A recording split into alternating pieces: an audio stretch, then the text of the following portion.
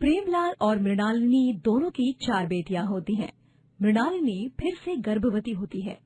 प्रेमलाल, उसकी मां बरखा और पिता गोपीचंद को अब इस बार एक बेटे की आशा होती है। डिलीवरी का समय आता है और प्रेमलाल, बरखा और 4 बेटियां गोपीचंद बेसब्री से अस्पताल के कमरे के बाहर खुशखबरी का इंतजार कर रहे हैं कि तभी उन बच्चों के रोने की आवाज आती है और डॉक्टर बाहर कहते हैं, बधाई हो, आपको एक बेटी हुई है। हाय राम, पहले ही 4 पनौती कम थी जो एक और पनौती को जन्म दे दिया इसको लक्ष्मी ने। हाय। अब तो कोई आस न बची बेटे की। हमारे खानदान का वारिस इस जन्म में नहीं आएगा। अरे हमारे तो भागे फूटे हैं। जब प्रेमलाल हॉस्पिटल रूम के अंदर जाकर मृणालिनी को मिलता है तब देखिए ना जी, कैसी है हमारी फूल सी बच्ची। इसकी 4 बहनों को भी बुलाइए ना, और वो भी तो देखें अपनी छोटी सी नन्ही सी बहन को। नहीं, अब एक बात कान खोल कर सुन लो, तुम्हारा और मेरा रिश्ता आज से खत्म। तुम्हारा सामान मैं यहाँ भी दूंगा और सामान के साथ तुम्हारी 4 बेटियों को भी भेजूंगा। अब तुम और तुम्हारी 5 बेटियां, तुम्हें सलाम, मुझसे ज्यादा बहुत दूर चली जाओ। प्रेमलाल जी, ये आप क्या कह रहे हैं? प्रेमलाल जी, प्रेमलाल जी। प्रेमलाल वहां से चला जाता है। डिस्चार्ज मिलने पर प्रेमलाल मृणालिनी का सारा सामान और उसकी 4 बेटियों को घर से बाहर निकालता है। और अब मृणालिनी अपनी छोटी बेटी को गोद में लिए और बाकी 4 बेटियों को यहाँ वहाँ लेकर दर दर भटकती है। 4 बेटियों के नाम रीना, पंखुड़ी, दिव्या और प्रीति होते हैं। माँ, अब हम और कितना चलेंगे? काश हमारी नानी होती, हम उनके घर जाकर रुकते फिर, है ना? हिम्मत रखो मेरी बेटी, मैं कुछ न कुछ करती हूँ। मृणालिनी अपनी बेटी को गांव के बस स्टैंड पे ले जाती है और बस में बैठाकर वो मुंबई आ जाती है। अब भाई साहब, ये कौन सी जगह है? कौन सा शहर है? बहन जी, ये है सपनों का शहर मुंबई। क्या? मुंबई? मुंबई शहर में मैं अपनी 5 बेटियों संग क्या करूंगी? मृणालिनी का कोई रिश्तेदार नहीं होता। वो गलत बस में बैठ जाती है और ना चाहते हुए भी सपनों के शहर मुंबई में पहुंच जाती है। अब वो मुंबई में सबसे पहले एक मंदिर में जाकर रहती है और तीसरी सुबह श्रीमती नाम की एक औरत मृणालिनी को देख कहती है, ओ बहन, मैं तुझे पिछले 2 दिन से देख रही हूँ। तू अपनी 5 बेटियों संग इस मंदिर में रह रही है। काफी दुविधा में ऐसा व्यतीत हो रहा है। आखिर बात क्या है, बताएगी? मृणालिनी श्रीमती को सारी कहानी बताती है और फिर, सुन मृणालिनी, मेरी पहचान में काम है। यहाँ से आगे जाकर समुन्दर वाले रास्ते पर एक बड़ी कोठी है, वहाँ अमीर लोग रहते हैं। वहाँ तुझे नौकरी मिल सकती है। ठीक है दीदी, धन्यवाद मेरी मदद करने के लिए। अरे चिंता ना कर, अब फिलहाल के लिए तू मेरे घर चल, और जब तक तू अपने लिए छत नहीं बना लेती तब तक तू मेरे घर पर ही रह। ठीक है, बहुत बहुत उपकार श्रीमती दीदी। मृणालिनी अपनी 5 बेटियों संग श्रीमती के घर रहने लगी है। मृणालिनी को बड़ी कोठी में काम भी मिल जाता है। वो दिन भर अपनी नन्ही छोटी बेटी की देखभाल करने के साथ साथ वहाँ साफ सफाई और खाना बनाना और अन्य काम करती और फिर रात में घर लौटती। कैसा रहा आज का दिन मृणालिनी? बहुत ही अच्छा। मैंने सुना था मुंबई के बड़े लोग काफी अकड़ू और घमंडी होते हैं, लेकिन मेरी सेठानी और सेठ जी दोनों भी बहुत नेक दिल वाले हैं। बहुत खूब। और मेरी बेटियों, क्या कर रही हो तुम सब? तुम्हें पता है ना, कल हम स्कूल में जाने वाले हैं एडमिशन कराने। मृणालिनी अगली सुबह अपनी 4 बेटियों संग स्कूल में जाती है और उनका प्रवेश कराती है। छोटी बेटी, जिसका नाम इशिता रखा जाता है, वो भी बड़ी हो जाती है। प्रीति दीदी, रीना दीदी, दिव्या दीदी, पंखुड़ी दीदी, आप सबको आज अपनी छोटी बहन को पार्क में घुमाने ले जाना होगा, ठीक है? ठीक है बाबा, ठीक है। सब कुछ फिर से पटरी पे आने लगता है, मानो खुशी ने फिर से मृणालिनी और उसकी 5 बेटियों के जीवन में दस्तक दी है। उसकी एक बेटी अभिनेत्री बन जाती है एक बेटी दिव्या एक सम्मानित पुलिस अधिकारी बनती है और प्रीति एक बड़ी कंपनी में नौकरी करती है और इशिता भी कॉलेज की पढ़ाई के साथ पार्ट टाइम जॉब करती है और उसे एक गायिका बनना होता है। तो वो जी तोड़ मेहनत करके अपनी मेहनत में लग जाती है। पांचों बेटी अपने जीवन में खूब तरक्की कर रही होती हैं। लेकिन अचानक से एक दिन शहर में बाढ़ आ जाती है और उस तूफानी सैलाब में पांचों बेटियां अपनी मां मृणालिनी से बिछड़ जाती हैं। बचाओ बचाओ बचाओ बचाओ बचाओ बचाओ, मेरी बच्चियों पंखुड़ी, इशिता, प्रीति, दिव्या, रीना। किस्मत उन पांचों को अपनी मां से अलग कर देती है। मृणालिनी तूफान में बहकर दूसरे गांव पहुंच जाती है।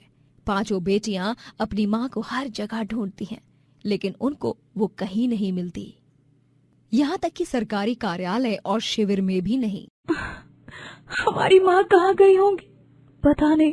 भगवान करे माँ जहाँ कहीं भी हो सही सलामत हो। माँ, माँ, रो मत इशू, हम है ना। हम पांचों मिलकर हमारी माँ को ढूंढेंगे। पांचों बेटी अपनी माँ को ढूंढने लग जाती हैं, लेकिन वो कहीं नहीं मिलती। समय बीत जाता है और पांचों बेटियों को लगता है कि उनकी माँ मर चुकी है। वहीं मृणालिनी को भी यही लगता है कि उसने अपनी पांचों बेटियों को खो दिया है। वो अब एक ढाबे पर काम करने लगती है और अकेली रहती है। मेरी बेटियां, काश वो तूफान हमारी जिंदगी में नहीं आता। 2 साल बाद रीना अपनी फिल्म का प्रचार करने एक गांव में आती है, जहां मृणालिनी भी रहती है। उस सैलाब के बाद मृणालिनी इसी गांव में आकर रहने लगी थी। रीना से मिलने बहुत ज्यादा भीड़ इस गांव में इकट्ठा हो जाती है। अरे खिसको जरा साइड में, मुझे भी देखना है कौन सी हीरोइन आई है। हाँ हाँ, चलो चलो, हम सब देखते हैं। मीना जी, आप कहाँ जा रही हैं? कोई नेता आया है क्या? नेता नहीं, एक बहुत बड़ी फिल्म स्टार आई है। अब हमारे गांव में तो कोई टीवी या अखबार नहीं है, तो हम उसका नाम नहीं जानते हैं। फिर भी फ्री फंड में देखने में क्या गुनाह है। मृणालिनी भी उन औरतों संग आगे जाती है और अपनी बेटी रीना को देख हैरान और दंग रह जाती है। माँ, रीना।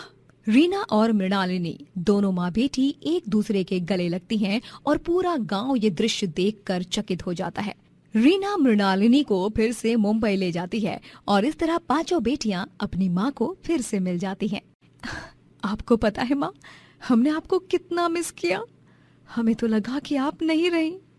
आपको पता है, मैं अपनी कंपनी की सीईओ बन गई हूँ। और माँ, मैं भी मेरा अस्पताल खोल रही हूँ। अब आप मिल गई हो तो आप ही मेरे अस्पताल का उद्घाटन करना, क्योंकि मेरी दुनिया, मेरे भगवान, सब कुछ आप ही हो। मुझे भी कमिश्नर की पोस्ट मिल गई है माँ।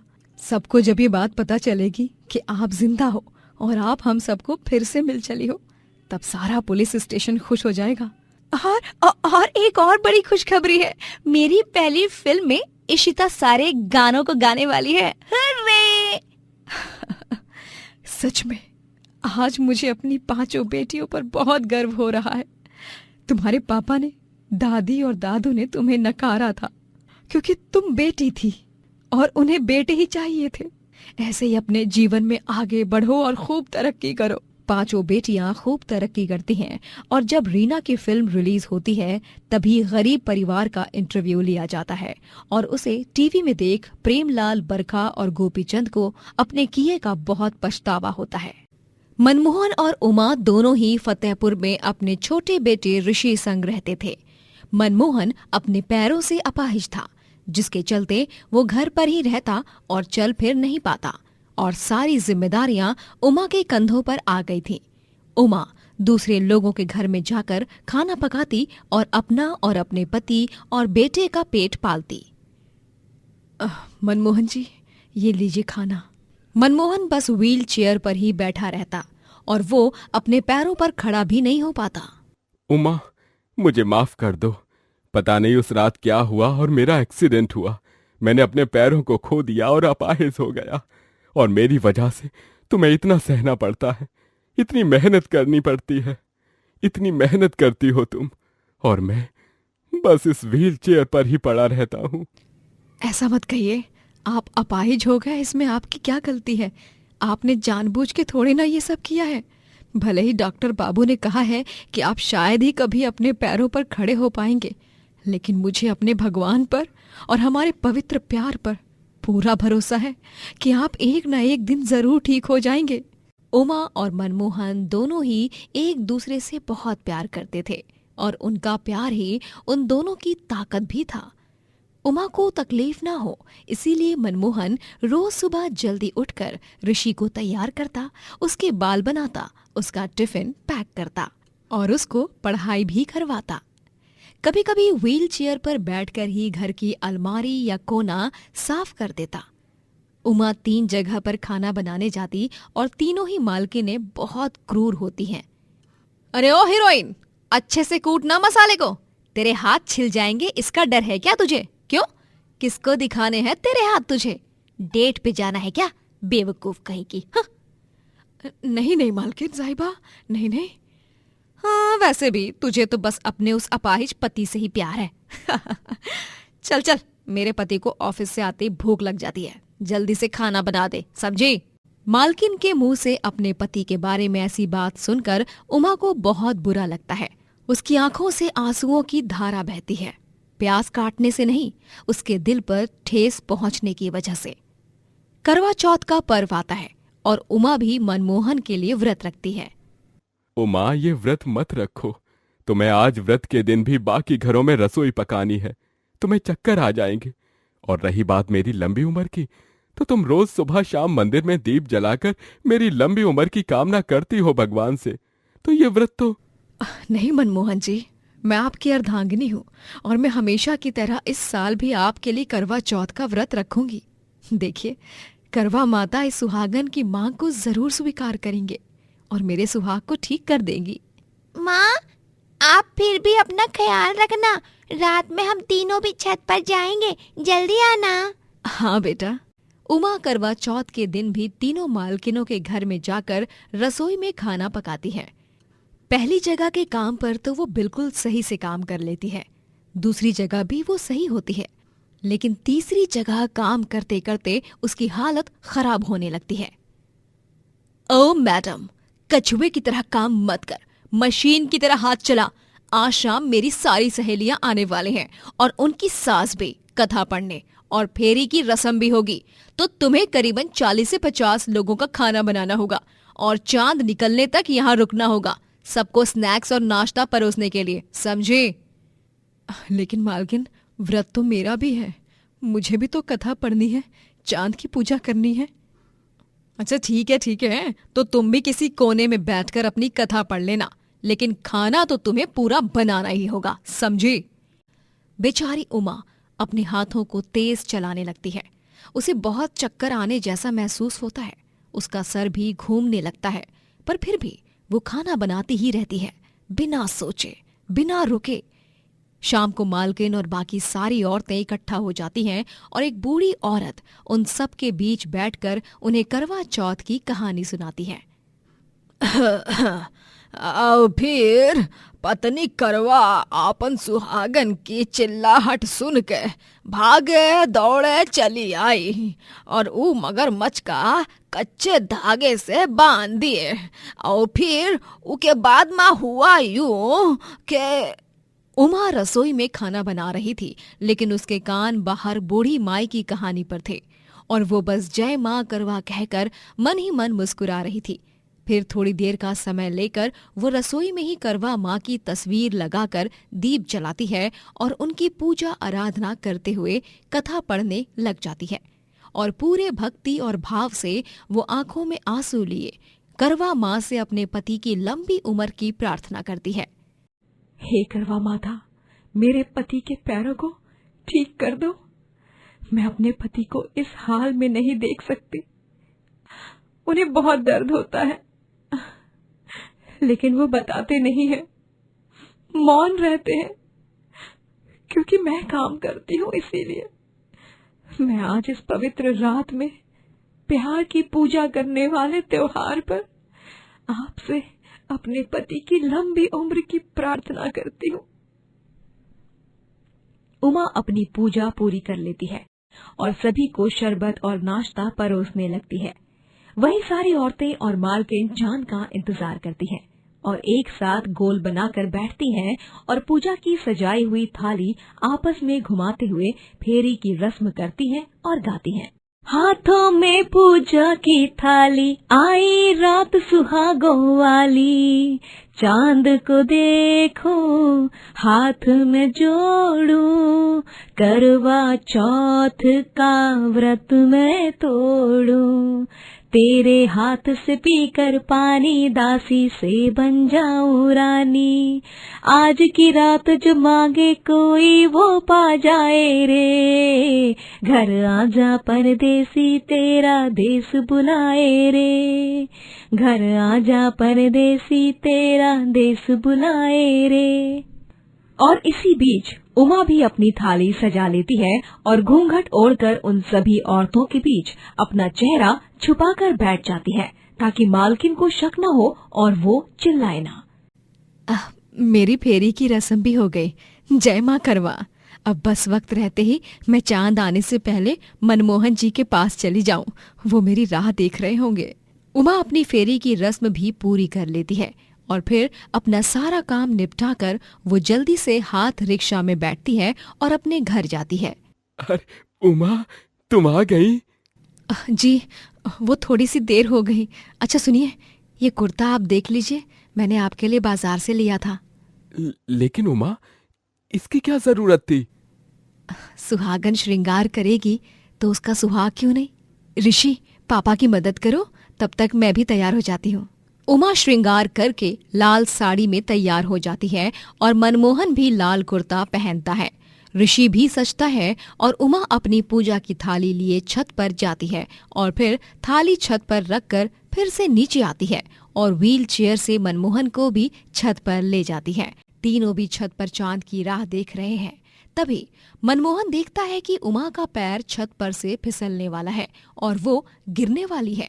मनमोहन का जी घबरा जाता है और उमा गिरे उससे पहले ही मनमोहन जोर से चिल्लाता है और अपने दोनों पैरों पर खड़े होकर उमा को बचाने के लिए भागता है। उमा!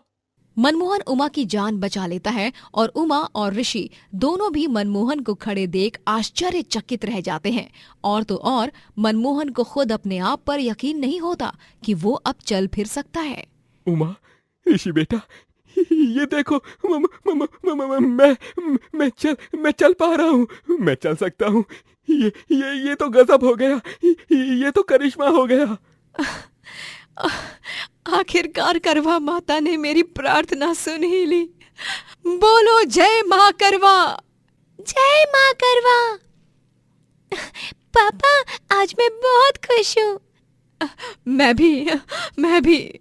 उमा, तुम्हारा व्रत सफल हो गया। धन्यवाद उमा, अगर तुम ना होती तो न जाने मेरा क्या होता। प्रताप की 2 जुड़वा बेटियां होती हैं, सिया और सयूरी। दोनों के पैदा होने के कुछ साल बाद एक भयंकर अग्नि दुर्घटना में सिया और सयूरी की मां राजश्री की मौत हो जाती है, जिसके बाद प्रताप ने ही सिया और सयूरी की देखभाल की। एक गरीब आदमी होने के बावजूद भी उसने अपनी दोनों बेटियों की हर ख्वाहिश को पूरा किया। एक रोज, सिया, सयोरी, देखो बच्चों, मैं तुम दोनों के लिए बेकरी से क्रीम रोल लाया हूँ। तुम दोनों को ये बहुत पसंद है ना? हाँ पापा, धन्यवाद। आप दुनिया की सबसे अच्छी पापा हो। सिया और सयूरी दोनों में से सयूरी हमेशा से ही पढ़ाई में कमजोर थी, वहीं दूसरी ओर सिया पढ़ाई में बहुत अच्छी थी। प्रताप एक चौकीदार की ड्यूटी पर होता है। वो दिन भर एक कंस्ट्रक्शन साइट के बाहर ड्यूटी करता और फिर रात में एक बंगले के बाहर ड्यूटी करता। ऐसे ही कड़ी मेहनत करके वो अपनी बेटियों को पालता। सयूरी के कम मार्क्स देख वो उसे डांट लगाता है। सयूरी बेटा, ये तो गलत बात है ना। पापा दिन रात इतनी मेहनत करते हैं और तुम पढ़ाई नहीं करती। अपनी बहन सिया को देखो, पूरे विद्यालय में अव्वल आई है, और तुम देखो, सूरज से तो एक हो, काश सीरत से भी हो जाती। सिया दिन रात पढ़ती रहती है, वहीं सयूरी को एक फिल्म अभिनेत्री बनना होता है और उसे अभिनय करना, नाचना, गाना बहुत पसंद होता है। ला ला ला ला ला ला ला ला ला ला ला ला। अरे सयूरी, जरा एक गिलास पानी तो दे दे, बहुत गर्मी हो रही है। एक गिलास पानी की कीमत तुम क्या जानो सिया। ओफो, दिन रात बस यही करती रहती है तू, कभी किताब खोलकर पढ़ाई भी कर ले बहन। अरे सिया, मेरे हिस्से की पढ़ाई तू ही कर लेना, वैसे भी तू इतना पढ़ती है, जैसे कि पूरी विद्यालय की पढ़ाई तू ही करती हो। दिन और रात 24 घंटे लगातार काम करके प्रताप की तबीयत खराब होती, लेकिन फिर भी वो बिना किसी रुकावट के काम करते ही रहता है। अपनी दोनों बेटियों की जरूरतों को पूरा करने के खातिर तीज त्योहार पर भी वो ओवरटाइम काम करता और अपनी बेटियों के लिए नए कपड़े खरीदता। समय बीत जाता है और सयूरी और सिया अब कॉलेज में पढ़ने जाती हैं और प्रताप भी बूढ़ा हो जाता है। एक दिन सयूरी के कॉलेज में मुंबई से कुछ फिल्म इंडस्ट्री के लोग आते हैं जो आपस में बात कर रहे होते हैं। तभी सयूरी उनके पास जाकर कहती है, सर, मैंने अभी सुना कि आप लोग वो सपनों के शहर बम्बई से आए हो, है ना? मैं भी अदाकारा बनना चाहती हूँ। एक्टिंग, नाच गाना, नाटक, ये सब मेरे रग रग में कूट कूट के भरा है। चाहिए तो आजमा के देख लीजिए, भोलेनाथ की सौगंध। अच्छा, तो फिर बना अपना ऑडिशन टेप और फिर हम सोचते हैं क्या करना है आगे। कौन सा टेप? वो क्या है ना, हमारे जीवन में हमने सिर्फ सेलो टेप के बारे में सुना है, ये ऑडी। चिंता मत करो, आओ मेरे साथ चलो।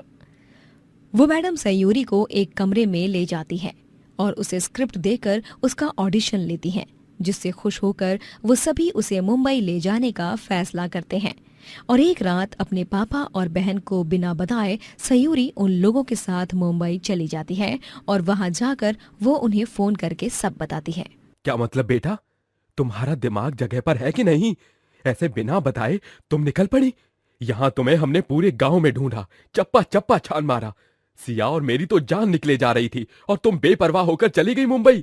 मैं और क्या करती पापा, मेरा बचपन से सपना था, उसी को पूरा करने के वास्ते मैं यहाँ आई हूँ। अब मुझे मेरे सपने को कैसे भी पूरा करना ही होगा और मैं आपका नाम जरूर रोशन करके रहूंगी। सॉरी पापा, अगर आपको बताती तो आप मुझे मना करते, और सिया भी।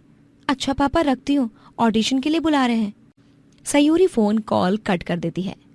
सयूरी, सयू, काट दिया फोन। न जाने कब सद्बुद्धि आएगी इस अकल की अंधी को। एक हफ्ते बाद सिया के कॉलेज की आखिरी परीक्षा खत्म होने के बाद प्रताप और सिया दोनों भी मुंबई के लिए निकल जाते हैं और वो सयूरी को संपर्क करने की बहुत कोशिश करते हैं, लेकिन वो उस तक नहीं पहुंच पाते। गरीब प्रताप अपनी बेटी सिया संग मुंबई की सड़कों पर सयूरी को ढूंढता है। फिर वो लोग एक छोटी सी चौल में रहते हैं। पापा, इस चौल में हम कुछ ही दिन रहेंगे। मैंने 2-3 जगह इंटरव्यू दिए हैं, एक बार बस नौकरी लग जाए तो हम अच्छे से मकान में रहेंगे। और पुलिस सर से भी मेरी बात हुई है, वो सयूरी को खोज ही रहे हैं। थोड़े दिनों बाद सिया को बड़ी पोस्ट पर नौकरी लग जाती है और प्रताप और सिया दोनों भी मुंबई की बड़ी सी बिल्डिंग में रहने लगते हैं।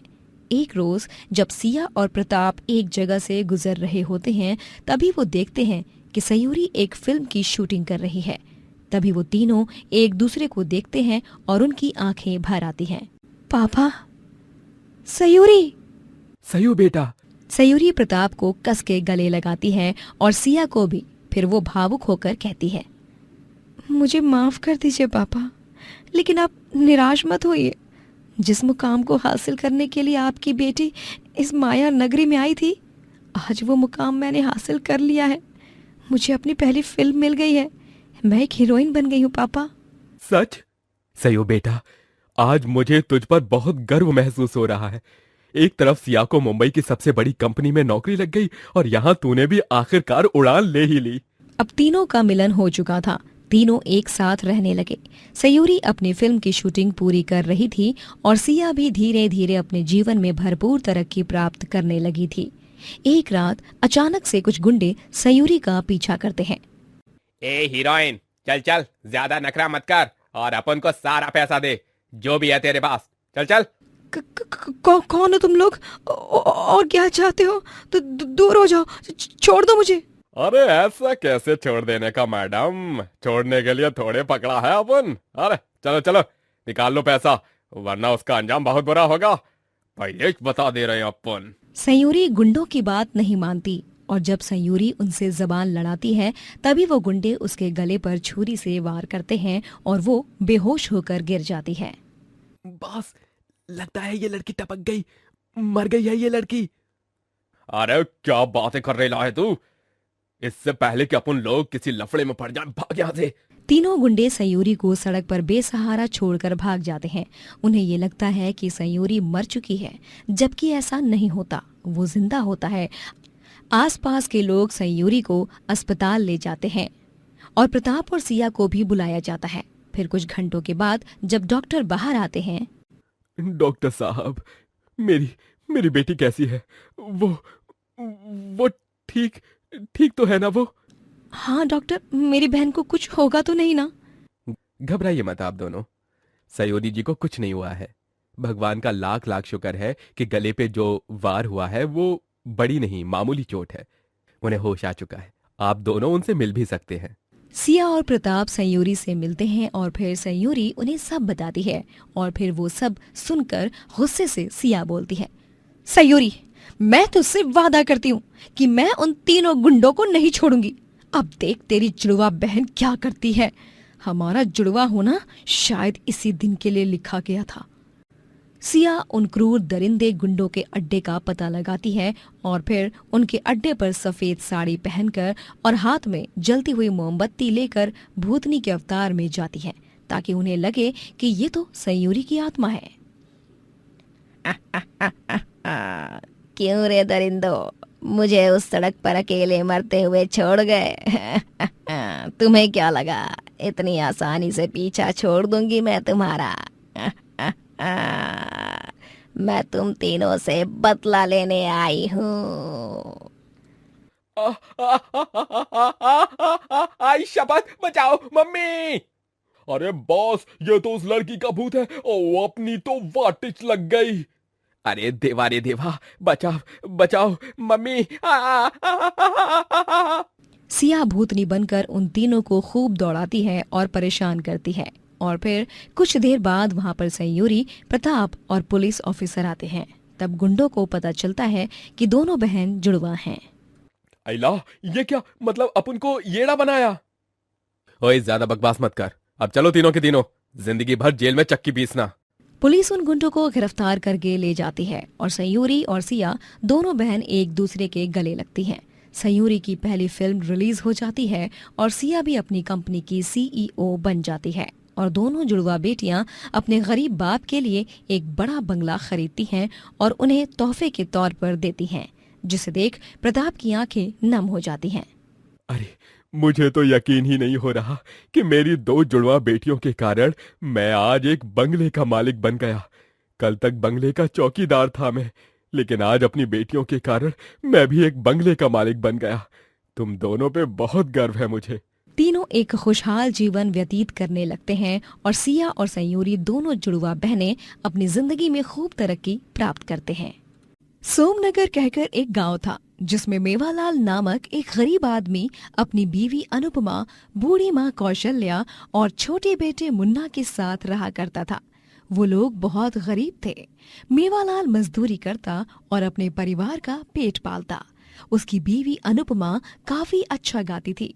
उसे हमेशा से एक गायिका बनना था, लेकिन अपनी गरीबी के कारण वो अपना सपना पूरा नहीं कर पाई।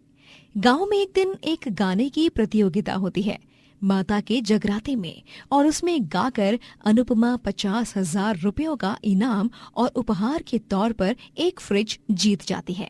वाह, क्या कमाल गाती हो आप अनुपमा जी। वाकई में साक्षात माँ सरस्वती विराजती हैं आपके गले में, यकीन मानिए। और अब तो इस फ्रिज की मालकिन आप बन गई हो। ले जाइए इसे अपने घर। जी बहुत बहुत धन्यवाद आपका जज सर। अनुपमा उस फ्रिज को अपने घर ले आती है और इस तरह एक गरीब घर में फ्रिज का गृह प्रवेश होता है। अरे वाह वाह अनुपमा बहुरिया, ये तो तूने कमाल ही कर दिया, वरना हम गरीब लोगन का जीवन माँ ये फ्रिज कहाँ से आ पाता। तू तो सच माँ इस घर की लक्ष्मी ही है। तुझ पे माता रानी आपन कृपा बरसाए रहे। एक ठो फ्रिज लाया है बहुरिया ने, पहले ही की पूजा कर लेते हैं। का बबुआ, सही कहल रही ना? हाँ अम्मा, जाओ जाकर पूजा की थाली लाओ। अरे हमारे घर में साक्षात लक्ष्मी माता पधारी हैं। ए मुन्ना, शंख तू फूक। कौशल्या आरती की थाली लाती है और फ्रिज पर कुमकुम से तिलक लगाती है और उसे हार चढ़ाया जाता है और उसकी आरती भी उतारी जाती है। फिर मुन्ना शंखनाद बजाकर नारियल फोड़ता है और मेवालाल फ्रिज को घर में एक कोने में रखता है। ये हो गया फ्रिज स्थापित। जय हो फ्रिज की। अनु, तुमने हमें हमारे जीवन की बहुत बड़ी खुशी दी है। हम हमेशा से तुम्हारी गायकी के खिलाफ थे, लेकिन तुम्हारी गायकी के कारण आज इस गरीब के घर फ्रिज आ गया। अब बस भी कीजिए, कितनी तारीफों के पुल बांधेंगे आप लोग। चलिए मैं रसोई में जाकर देसी घी का हलवा बनाती हूँ। अब घर में फ्रिज आया है तो सबका मुंह मीठा होना तो बनता है ना। हाँ हाँ बहुरिया, जा जा, एकदम मस्त और मजेदार हलवा बना और सबसे पहले उनका भगवान जी के सामने भोग प्रसाद के तौर पे रख दे, ठीक बा? ठीक है अम्मा जी। अनुपमा सबके लिए देसी घी का हलवा बनाती है और फिर सब मजे से उसे खाते हैं। उसके बाद सब आपस में बात करते हैं। अरे बबुआ, ये फ्रिज तो अब घर में आई गवा है, लेकिन इका इस्तेमाल कैसे करत है? कौनो खबर है कि नहीं? कारे अनुपमा बहुरिया? नहीं अम्मा जी, मैं नहीं जानती इसे कैसे इस्तेमाल करते हैं। ना तो कभी देखा ना इस्तेमाल किया। अरे हमें भी नहीं पता अम्मा कि इस फ्रिज को कैसे इस्तेमाल करते हैं। बस इस प्लग को लगाना है और चालू हो जाएगा, इतना पता है। तो फिर बापू लगा दो ना प्लग। हाँ बबुआ, वही कर, ये प्लग को घुसाई दे। मेवालाल फ्रिज के प्लग को स्विच बोर्ड में लगाता है और फिर फ्रिज की बत्ती जलती है और उसमें से ठंडी बर्फीली हवा आने लगती है। चारों लोग चकित हो जाते हैं और उस फ्रिज के सामने जाकर बैठ जाते हैं और हवा खाने लगते हैं। ए बबुआ, ऐसा लागत है कि हम हिमालय की बर्फीली पहाड़ियों की चोटी पर खड़े हैं और ये बर्फीली हवा का आनंद उठा रहे हैं। मजा आ ही गया। इतनी तपती भयंकर गर्मी में ये फ्रिज किसी देवता से कम नहीं है। हाँ मुन्ना बिटवा, एकदम सही बोल रहे हो तुम। जाओ जाकर वो हमारा टूटा हुआ कैमरा तो लाओ जरा, एक ठो सेल्फी लेते हैं। हाँ मुन्ना, जाओ जल्दी जाओ, वो मेले से लाई थी ना अटैची, उसमें है। हाँ माई बाबू, अभी लाया। मुन्ना कैमरा लाता है और पूरा परिवार एक सेल्फी खींचता है और फिर, बबुआ तेरा ये कैमरा तो निहायती बाबा आदम के जमाने वाला है, लेकिन इमा जौन फोटो आवत है ना, वो एकदम लल्लन टाप लागत है। जी अम्मा। अच्छा, हम क्या कह रहे थे, वैसे भी इतनी तेज गर्म होती है रात भर, तो क्यों ना हम इस फ्रिज के दरवाजे को ही खुला रख दें, ताकि ठंडी हवा ही चलती रहेगी। क्यों अनु? हाँ मुन्ना के बापू, आप सही कह रहे हैं, ऐसा ही करते हैं। मेवालाल रात भर फ्रिज के दरवाजे को खुला ही रखता है और पूरा परिवार फ्रिज की ठंडी हवा खाते हुए सोता है। अगली सुबह, बहुत बढ़िया नींद आई। मजा आएगा वाह। हाँ, मानो सदियों बाद सोए हो, वरना गर्मी में तो बस रात में 100 बार करवटें बदलते रहते हैं। सही कह रही हो। चलो हमारा नाश्ता तैयार कर दो, आज मूली के पराठे दे दो। जी मुन्ना के बापू। अनुपमा मेवालाल को नाश्ता देती है और फिर नाश्ते के बाद मुन्ना रोते हुए आता है और बोलता है, अम्मा, माए, बापू, ये देखो ना, मेरी अलमारी में मेरे कपड़ों को चूहे ने काट दिया। अलमारी में कपड़े रखने ही नहीं चाहिए। अरे रे, एक काम कर बिटवा, तू अपने सारे कपड़े हमारी अलमारी में रख दे। अरे नाही नाही, उन सब की कौनो जरूरत नाही है। ए मुन्ना, जाकर अपना कपड़ों का पूरा जो बांध के रखे हो उला फ्रिज में घुसेड़ दे। हाँ अम्मा, ये तो एकदम मस्त सुझाव है। ये फ्रिज भी तो एक अलमारी की तरह ही है। मैं यही करता हूँ जो आपने कहा। मुन्ना अपने सारे कपड़े लाकर फ्रिज में भर देता है। बेचारे गरीब परिवार को ये समझ ही नहीं आता कि फ्रिज को कैसे इस्तेमाल करते हैं। फिर 2 दिन बाद शहर से मेवालाल का चचेरा भाई अर्जुन आता है। अर्जुन घर में फ्रिज को उस तरह देख एकदम से चौंक जाता है और हंस पड़ता है। कारे अर्जुन बेटवा, काहे हंसत है? हाँ अर्जुन, तुम हंस क्यों रहे हो इस फ्रिज को देखकर? ओह गॉड, मेवालाल ये तुमने क्या कर दिया? अरे फ्रिज को ऐसे इस्तेमाल नहीं करते। मतलब? अरे अनुपमा भाभी, ये देखिए, हम आपको YouTube पे एक वीडियो दिखाते हैं जिसमें सब बताया है कि कैसे एक फ्रिज को इस्तेमाल करते हैं और आखिर एक फ्रिज क्या होता है, उसकी सरल सही परिभाषा क्या है। अर्जुन उन सबको YouTube वीडियो दिखाता है और फिर सभी की अकल ठिकाने आती है और उन्हें समझ आता है कि उन्होंने कितनी ऊट पटांग हरकत कर दी है। अरे दादा, ये हमने क्या कर दिया? हम तो ईका अलमारी समझ बैठे, पर ई तो कुछ और ही निकला।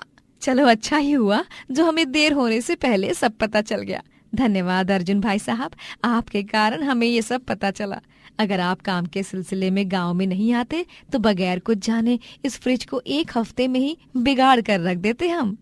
नहीं, लेकिन अब हम इसे सही प्रकार से इस्तेमाल करेंगे। मेवालाल और पूरे परिवार को अब फ्रिज इस्तेमाल करना आ जाता है और फिर उसमें दूध, दही, मक्खन को रखकर वो घर में ही एक छोटा सा दुग्धालय भी खोलते हैं और वो फ्रिज उनके बहुत काम आता है और शुभ साबित होकर उन्हें खूब तरक्की दिलाता है।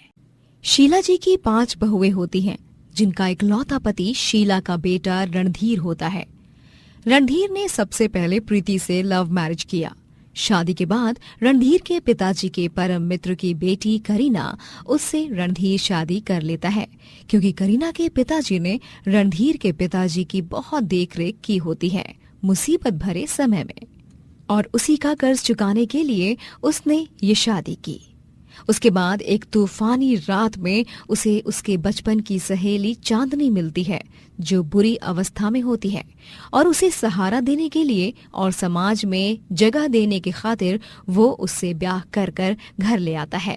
और फिर चौथी बार वो जाने अनजाने में एक गांव में फंस जाता है, जहां के लोग जबरदस्ती उसकी एक गांव की लड़की रज्जो संग शादी करा देते हैं।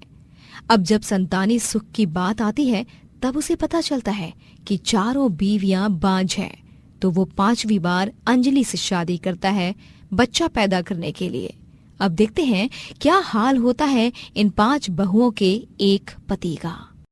अरे ओ हमार 5 कलमुही बहुरियो, कहाँ मर गई? तनिक नाश्ता तो दे दे। का अपनी सास को जान से मारने का इरादा है का? खान पान ना दे के? तभी 5 बहुएं वहाँ पर आती हैं और बोलती हैं, जी नहीं सासू माँ, ऐसी बात नहीं है। वो क्या है ना, कल रात को हम और रणधीर जी देर तक जागे थे, एक ही कमरे में थे। क्या? रणधीर जी? और वो भी तुम्हारे साथ? हाय मोरी मैया, ये तो अच्छा नहीं हुआ। और नहीं तो क्या, रणधीर जी ने मुझ संग शादी की है क्योंकि तुम चारों बच्चा पैदा नहीं कर सकती। लेकिन अब मैं ये क्या सुन रही हूँ, यहाँ मुझे छोड़कर रणधीर इस करीना की बच्ची के साथ रंगरलिया मना रहा है। आने दो उन्हें, आज तो उनकी खैर नहीं। ओह गॉड, माय डियर जल कुकड़ी सौतनो, इतना भी मत जलो, पहले पूरी बात तो सुन लो। अरे रणधीर जी को ऑफिस का बहुत सारा काम था, और फिर मैं भी तो एक कॉमर्स स्टूडेंट हूँ, तो मैंने उनकी कुछ प्रेजेंटेशन फाइलें बनाने में मदद की बस। अच्छा अच्छा अच्छा। अरे नास्पीटियों कलमुहियों, तुम लोगन को अपन पिया संग रंगरलिया मनाने की दिलचस्पी पड़ी है, और यहाँ पे तुम लोगन की सास भूख के मारे मर जा रही है। उनकी तो कौनों को फिकर ही नहीं है। निर्दयी बहुए, कौनो फायदा नहीं हमारी 5 बहुए होकर भी। हाँ, शांत हो जाओ माँ जी, मैं अभी आपके लिए चाय बनाती हूँ। प्रीति और करीना तुम दोनों पराठे बनाओ, और रज्जो और चांदनी तुम दोनों मेज साफ कर दो और बर्तन समेट दो। 5 बहुएं नाश्ता बनाने में लग जाती हैं। फिर रात में जब रणधीर ऑफिस से घर आता है तभी, रणधीर, और रणधीर, तुम्हारी और मेरी शादी की सालगिरह आ रही है, चलो ना इसी बहाने किसी ट्रिप पर जाते हैं जहाँ सिर्फ मैं और तुम रहेंगे। हाय मोरी मैया, ओए अंजलि करमजली खिसक तो। हाँ, आई बड़ी रणधीर जी, आप ना हमारे साथ चलिए, हम ना मेले में जाके सैर करेंगे। वो बुढ़िया के बाल, आलू की जलेबी, गोलगप्पे और पता नहीं का खाएंगे, मजा आ जाएगा। नहीं, रणधीर जी हमें दुबई ले जाएंगे और हम वहाँ पर खूब घूमेंगे फिरेंगे, ऐश करेंगे। क्यों रणधीर जी, ले जाएंगे ना आप मुझे? ढेर सारी शॉपिंग करके ढेर सारी चीजें दिलाएंगे ना आप मुझे?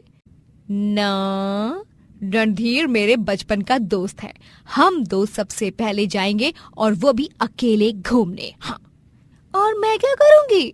रणधीर जी, तुम चारों के पति और मेरे भाई हैं क्या? रणधीर जी ने सबसे पहले मुझसे सच्चा प्यार किया, मुझसे शादी की, तो इसका मतलब उन पर सबसे ज्यादा मेरा हक है। हाँ। अरे बस, तुम पांचों का मुंह नहीं दुखता क्या इतनी बक बक करके?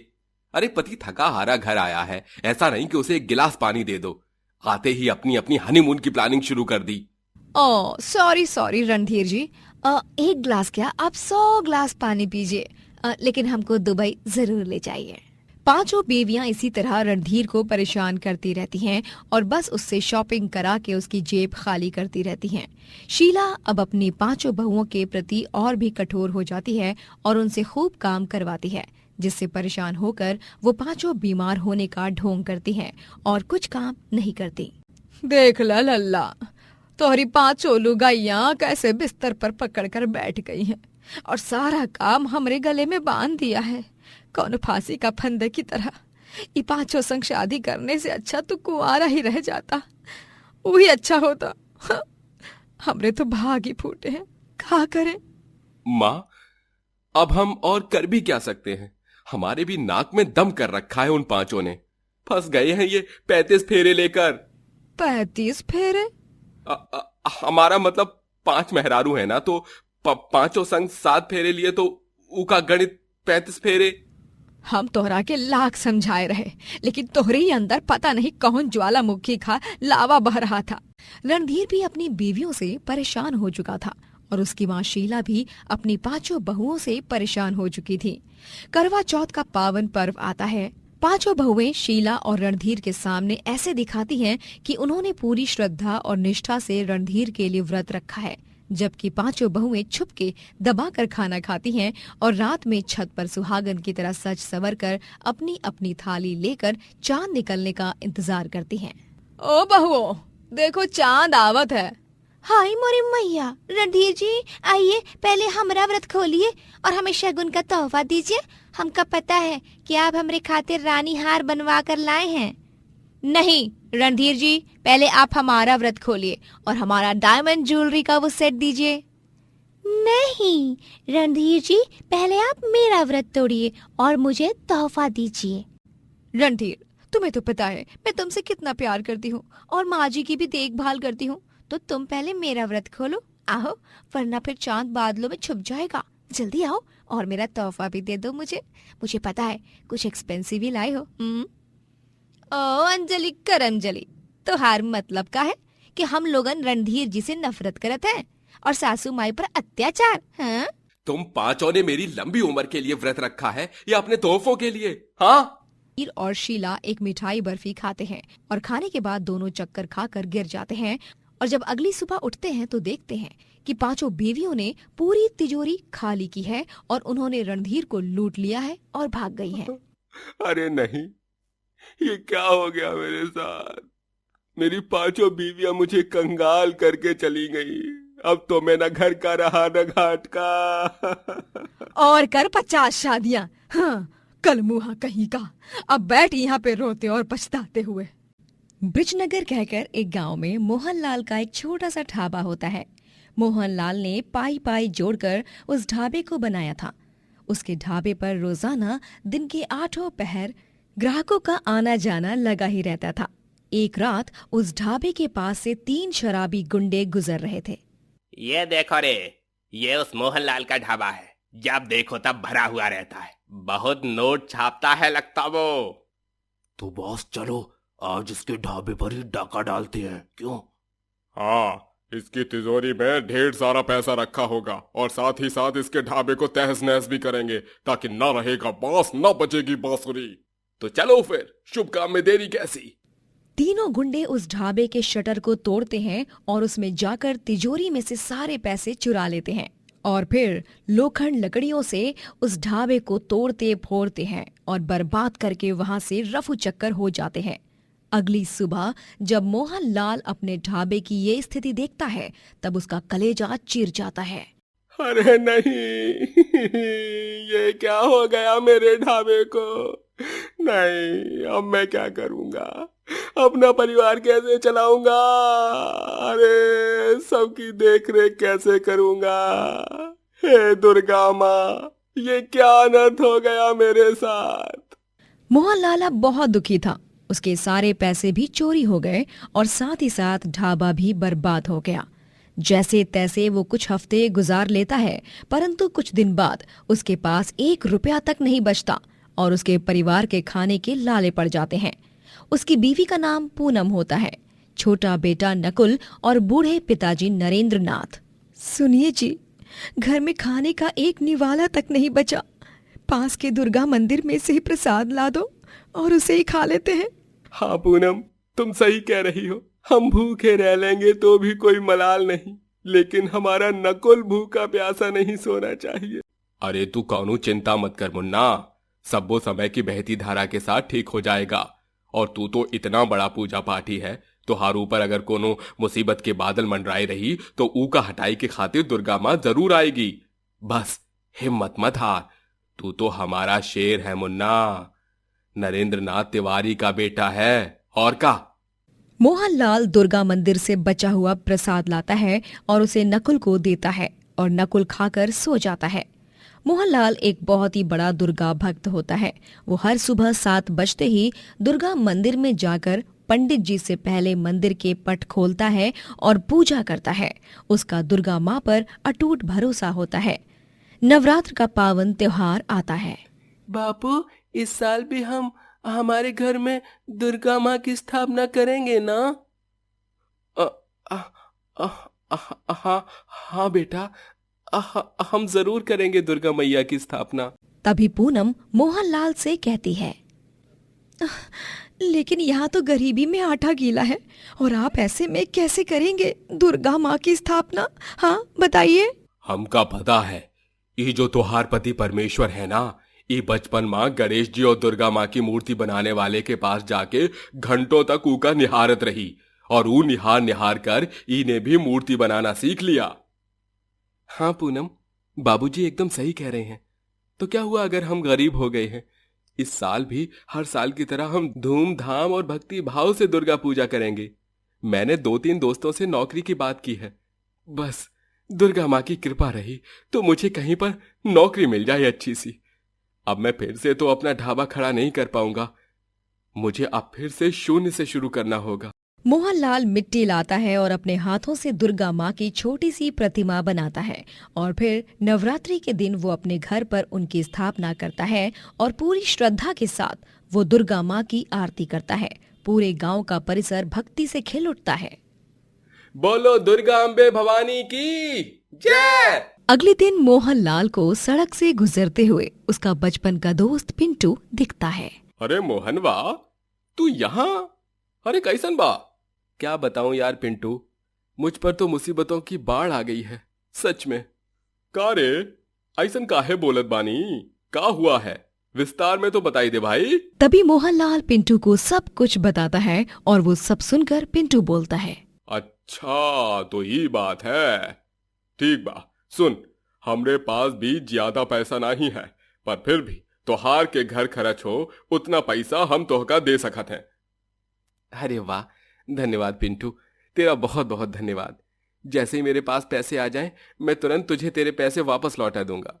अरे यार, का तू भी ई रख, बस ई ही उम्मीद और प्रार्थना करत हैं कि दुर्गा मैया तोहार पीड़ा दूर कर देई।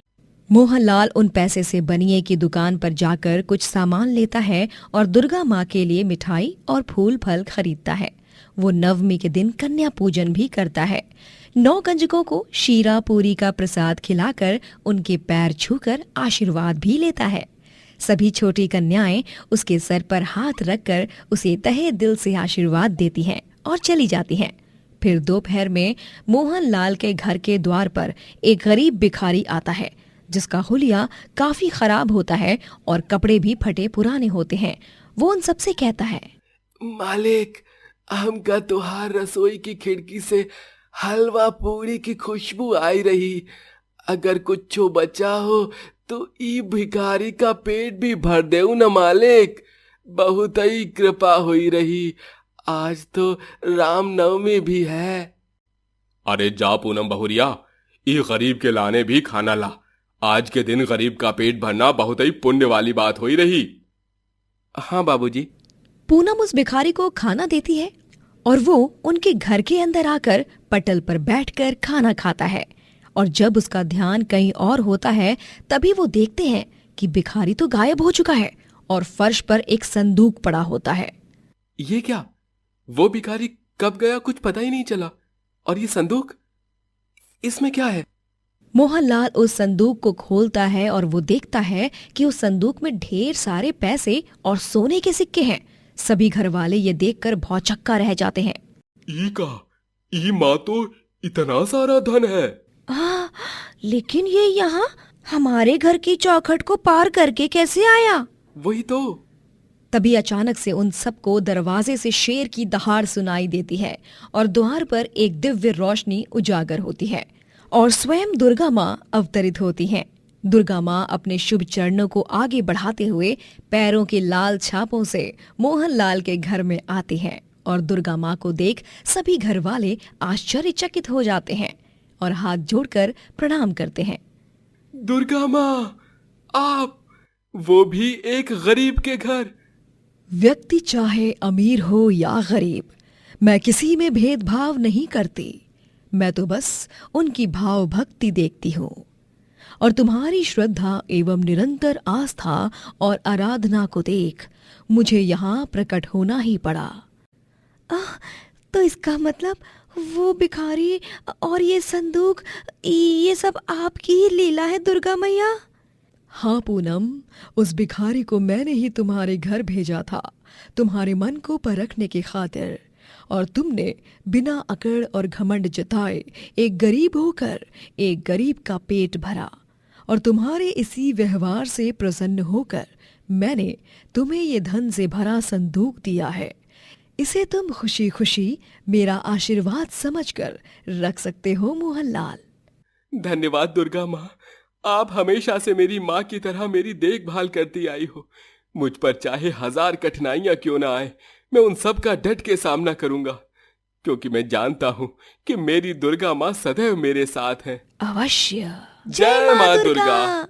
दुर्गा माँ वहाँ से गायब हो जाती हैं और फिर मोहनलाल दुर्गा माँ की प्रतिमा का ढोल नगाड़ों के साथ विसर्जन करता है और दुर्गा माँ के दिए हुए धन से अपना बड़ा सा रेस्टोरेंट खोलता है और दिन रात एक करके मेहनत करता है और अपने जीवन में खूब तरक्की प्राप्त करता है।